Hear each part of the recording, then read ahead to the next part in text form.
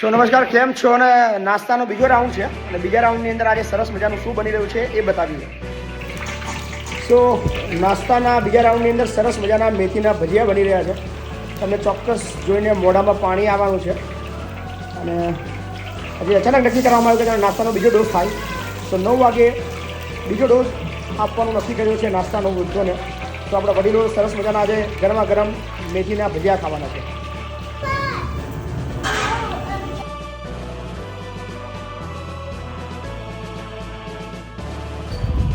તો આવી ગયું ને તમારા મોઢામાં પાણી. તો મોઢામાં પાણી આવશે તો એનાથી કશું થવાનું નથી. એના માટે તમારે આવવું પડશે અમારા ધરતીનો છેડો વૃદ્ધાશ્રમમાં, જ્યાં તમને પણ સરસ મજાનો નાસ્તો મળી શકે છે. નાસ્તાના ટાઈમે આવશે તો નાસ્તાનું મળશે અને જમવાના ટાઈમે આવશો તો જમવાનું મળશે. કારણ કે ગુજરાતનું આ એકમાત્ર એવી જગ્યા છે જ્યાં કોઈ સમાજ પૂછવામાં નથી આવતો, કોઈ જાતિ પૂછવામાં નથી આવતી, કોઈ ધર્મ પૂછવામાં નથી આવતો, નથી કોઈ બીજી વિશેષ કોઈ એવી વાતો. ફક્ત તમે અમારા ગેટની અંદર જેવા એન્ટર થઈ જાઓ એટલે તમે અમારા બની જાઓ છો. સો અહીંયા બધા માટેનું ઘર છે. જે પણ ગુજરાતની અંદર, ભારતની અંદર અથવા જે પણ કોઈ પણ પ્રકારની એવી માનવ જાતિ જે પોતાને એકલું મહેસૂસ કરે છે, જેવું કહે છે કે મારું કોઈ નથી, તો ચિંતા ના કરો, અમે તમારા છીએ. કારણ કે તમે અમારા છો. આ ધરતી પર જેટલા પણ માનવી છે એ કોઈ એકલવાયુ અને ખૂબ દુઃખદાયક જિંદગી ના જીવે એ અમારું અંતિમ લક્ષ્ય છે.